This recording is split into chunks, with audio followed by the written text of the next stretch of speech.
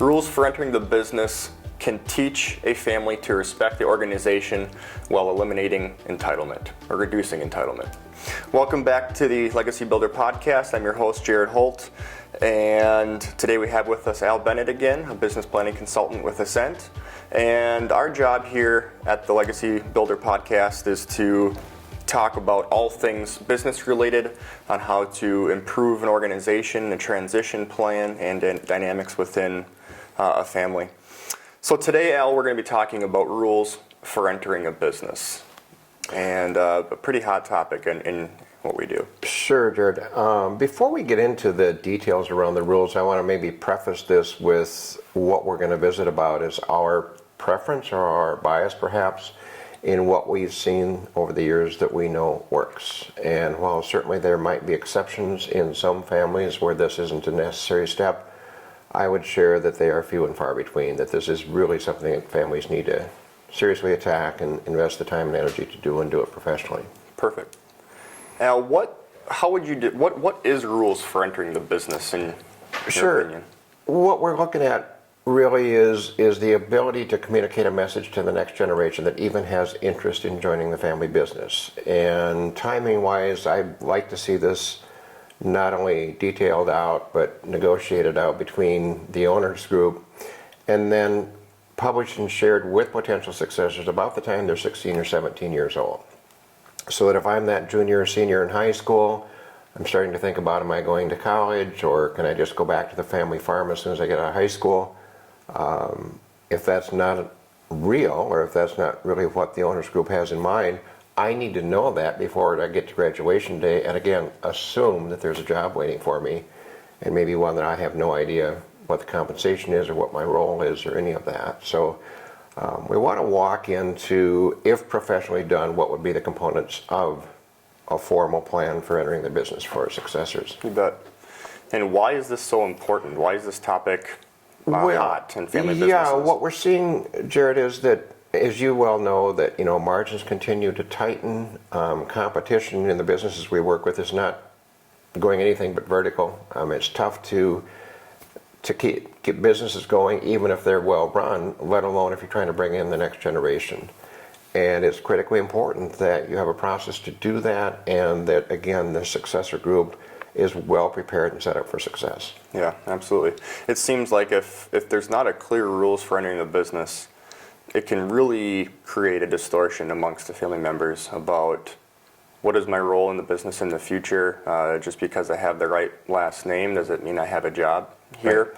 Right. Do I got to try? Do I have to achieve anything? Mm-hmm. Or am I just guaranteed a six-figure salary for the rest of my life? Right. And oddly, when we originally meet with the successors, we oftentimes explain to them that not only are you not guaranteed a job because of your last name, that more likely the hill's going to be steeper for you if you come back as a family member, for a couple reasons. One is you're the boss's kid, so the rest of the team's making an assumption that you're going to be coddled, or a blind eye turned to your gaps or whatnot. The other thing is there might be long-term team members who have their eye on a job to maybe move up the org chart or have a more important role in the business, and they see a successor coming back that puts that role at risk for them. Yep. So they're not excited about you coming back at all. So you got to figure out, as a successor, how do you get positioned, how do you get set up for success, so if and when you do return to the business, people are glad to have you there. Yeah, yep, absolutely. So Al, if I'm a business owner, I have kids that are in elementary, junior high, high school, and looking at trying to create a vision for my business going forward, and rules for entering is something I'm going to start working on. Where do I start? That's a big hill to tackle. Yeah, good question.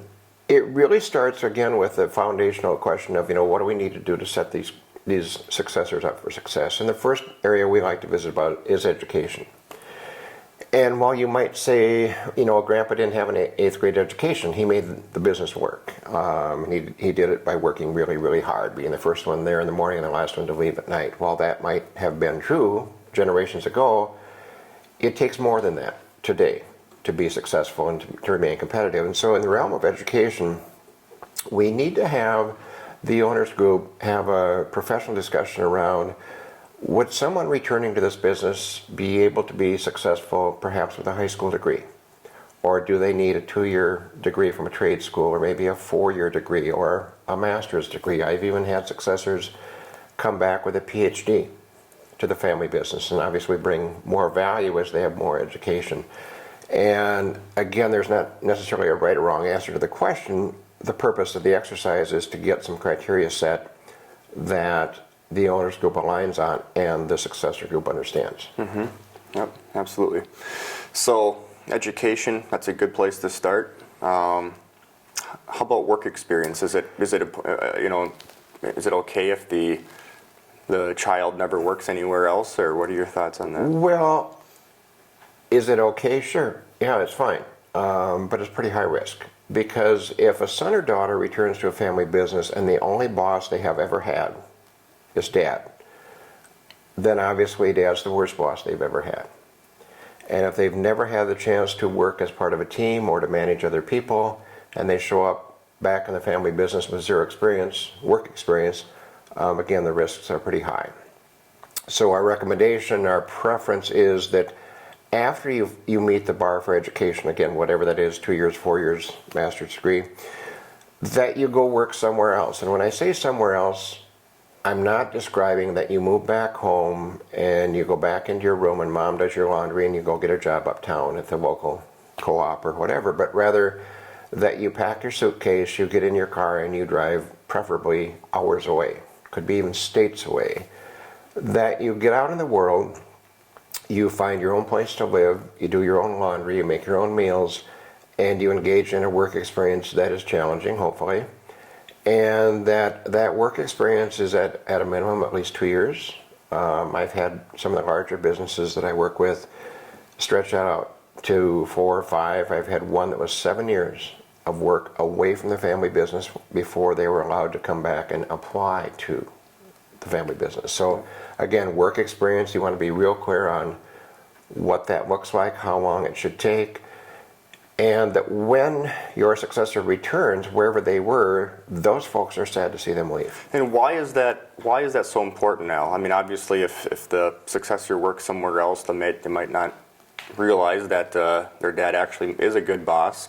But what about if I'm a business owner? I'm thinking, hey, if I can get my daughter back to the business sooner, we could be building things faster. And But what we're saying is that might be short-thinking things. Why is that? Well, first of all, again, it's very, very high risk to rush the process. I actually, this is years ago, had a business where the dad said to me, I really need the help. He's short on labor. And so he grabbed his son immediately right out of high school to come into a pretty sizable business with very little education, zero work experience anywhere else, but then had this expectation that his son was going to lead and manage other people. Mm-hmm. Well, you can probably imagine how that worked out for that family. It was a train wreck. He was not respected by other team members. He had zero leadership skills. Again, we know what doesn't work, and that's why we push on having a high bar both for education and work experience. It seems like if you work away from the family business as well for a period of time, you're going to learn different perspectives that otherwise you're not going to have. And exactly. That seems to be a risk in an organization. If you've had the same people a part of the organization for many, many years, sometimes the opinions or the thought processes tend to all fall in line, and if you don't have new ideas being injected, things can get stale. Yes, absolutely, Jared. The other thing is that if you've got a family member that goes to work, again, away from the area, away from the region, and in a business perhaps that's maybe better run than yours, or larger than yours, or more complex than yours, not unusual that your successor can learn some things and be better at what you do globally when they return. And that's really what you're looking for, is how can the successor bring back some value? Because when they show up on your doorstep, there's a price for that.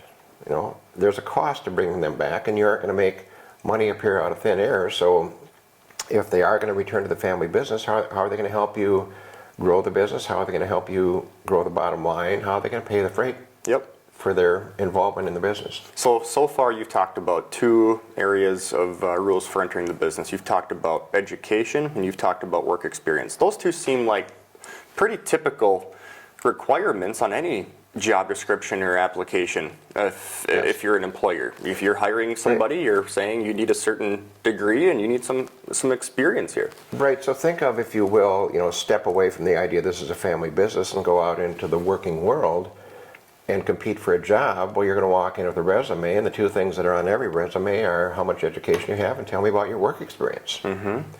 The other thing, Jared, it's a little bit harder to wrap your mind around because it's a little gray and vague for some people is, what kind of a work ethic are you looking for, and what kind of competencies should this successor group illustrate? And so things like, being willing to be trainable, if you will, being open to having a mentor, being able to walk through an onboarding process such that you might have to work in various departments or areas of the business, get exposed to the full gamut of things that you do. And again, these are pretty customized approaches we use depending on the industry and the family specifically. But if you're going to be grooming this person not just to be an employee, you don't want them just to be an employee, you're trying to have an experience where they're going to come back, be an employee for a period of time, eventually manage other people, ultimately be owners, and maybe someday replace the CEO. Well, again, that's a pretty steep hill to climb if you skip the first few rungs. Yep, absolutely. So we're still talking about some of the basic attributes to be an employee of the organization. If you're trying to round out the attributes to be an employee of the organization, what else comes to mind, Al? We talked about so far education. We talked about some of the competencies, experience.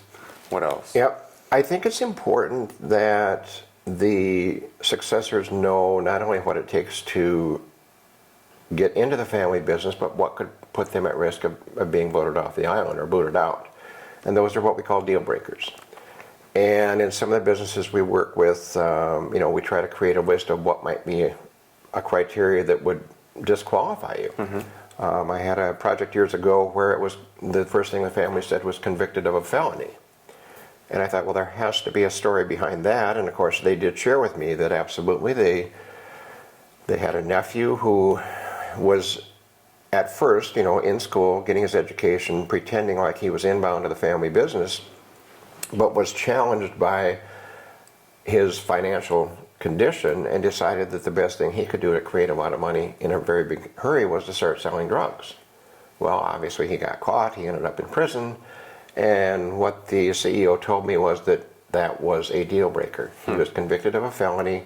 He would never be eligible to be part of the family business if he couldn't make better life decisions than that. Other things we see is where, there's some sort of financial discrepancy, and maybe embezzling from an organization. I've had instances of abuse, and by that I mean, interpersonal abuse, sexual abuse, those types of things.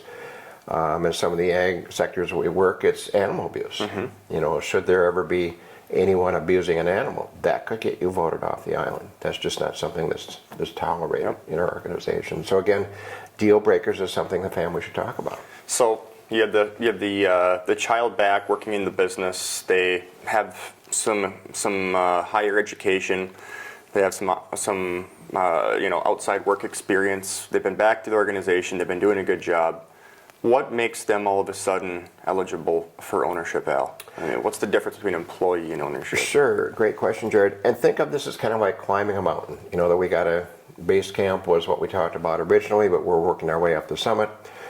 And you're trying to get this successor experience that's going to make them one day someone you'd want as a business partner, as an owner. Well, you want to see, again, are they a good employee first?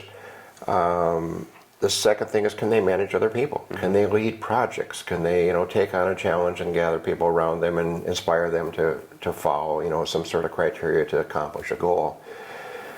But ultimately, you do want to get this successor position for ownership. But you want to tell them on the front end, well, how long would that take? And not that you can adjust this as you go, but I like to see it where the family says to someone, here's the criteria to become an employee. We want you to come back and achieve all these metrics so that we know you're the kind of employee we want on our team. And you must be a successful employee, have positive performance reviews, have a written professional development plan, meet all the ongoing expectations as an employee for a minimum of, and then you fill in the blank, of 5 years, 7 years, or whatever. There's a period of time of being a superstar employee before you're eligible for an equity stake in the business. What I've seen personally, Al, from organizations that follow a process like this, if they have other employees who aren't family members, by demonstrating that the successor of the organization or the child is going to play by the same rules as everybody else. They're going to come back, they're going to start at the bottom, they're going to work their way up. They earn the respect of the team members in the organization versus running right to the C-suite corner office. Because that just creates, I can create a really unhealthy culture. And, all of a sudden the employees start talking, and it just creates a dynamic sometimes that isn't preferred in an organization. Well, and again, as we talked about earlier, if you're the family member coming back, the bar is higher. Yep. It's the boss's kid. Of course he or she is going to be given a pass. Well, no, you have to come back and prove that you're willing to work harder, do the right things, get more education, have more work experience than anybody else. Yep. To earn the respect of those on the team. Critically important. Absolutely. And following up on that, some of the clients that I've seen you work with over the years, the ones that make the successors sweat and put them through the ringer per se, right? It sets them up better for ownership and leadership down the road. If they've never had failures in their life, the successor, if they've never bumped their head before, if it's always been easy street, what are they going to do if they're leading an organization and all of a sudden 2020 hits, or a pandemic, or the markets crash? Yes, and we sometimes see, Jared, where like the G1 or the CEO of a business is reluctant to delegate authority to a successor. And the questions I always enjoy asking them is, all the years that you have been in business, have you ever made a mistake? And if they're honest, they all kind of smile, and they even have some mistakes come to mind. My second question is, well, when you made those mistakes, did you learn anything from your mistake? Or was there a lesson? Well, of course there was, and I remember it. It made me better. And then my closing question is, why would you want to deny your successor of that opportunity? Yep. Why would you not want to give them room to bump their head, not to take the business down, but maybe to make a mistake that they could learn from? Because eventually, the challenge for successors, Jared, is, and this may seem unfair, but as my dad was better in business than my grandpa, and I like to think I was better in business than my dad, there is this pyramid that as time goes by, each generation has to get better, smarter, faster to remain competitive. Yep. So as you indicate, to put some pressure on the next generation is kind of mandatory if you're serious about maintaining the legacy of the family business. And if you're that senior generation, why not put a little pressure on your successor when you're around? Yes. There to help out versus waiting until you're not. Yes, absolutely. And it's important, one of the things we haven't talked about is the step of knowledge transfer. That if grandpa or dad are still around and you've got a successor inbound and they're following the rules for entering the business, this knowledge transfer piece where they have a challenge or they're up against something and they can go to the generation before them and have a conversation, a professional conversation about, have you ever been faced with this? Have you ever been down this road? Because chances are they have. Very likely it's something that prior generations have experienced, maybe not exact in all the conditions, but they can kind of part some of the fog for successors and help, again, support them and make them successful. Yep. More and more operations and businesses are starting to set up boards here in 2020 as they're realizing that governance is becoming more important. Outside opinions and feedback are getting more important. So if I'm a successor, I've worked at the business, was an employee for many years, was eligible for ownership, was allowed ownership in the business past that, when should I be considered eligible to be on the board? Is that something to consider? It depends on, typically, Jared, it depends on the businesses that we're working with. Some of the larger organizations where you've got perhaps multiple nieces and nephews coming back, and the board is constrained in its size or in its geography, everybody can't be on the board all at once. And just because you've been there long enough for your performance warrants that you should have a role on the board, perhaps there isn't space, or perhaps the board doesn't want to be a board of 15 people. And so sometimes we'll see where successors, once they're eligible to become a board member, there's a process where they actually campaign for a seat as a director. And that if they do successfully get that seat, they're on for a term, be it 3 years, 5 years, or whatever, but they're on and then they're off again. They step to the side and allow a cousin or another family member to come onto the board. The other thing we've seen is that there is a period of time, if they do come on to the board, that they're really there in an ad hoc position. And by that I mean they've got a seat at the table, they're there to listen to the conversation, learn about the culture of the business, but they don't get a vote.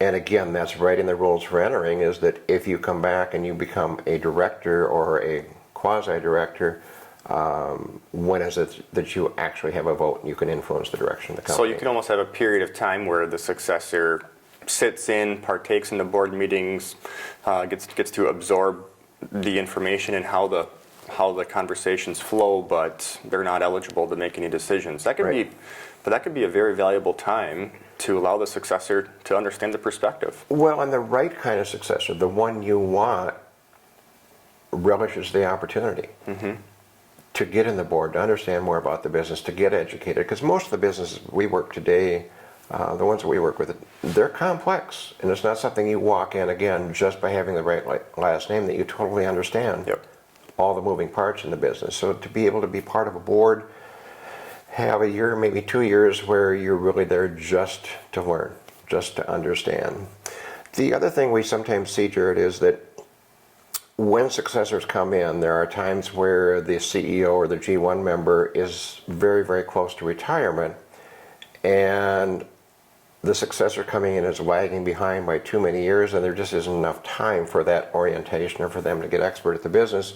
So we'll see the G1 group add or invite outside non-family board members to the board that can be the bridge between the generations. And I've seen that done very successfully where, and let's just hypothetically say that, my G1 person is 70 years old, my successor is 35.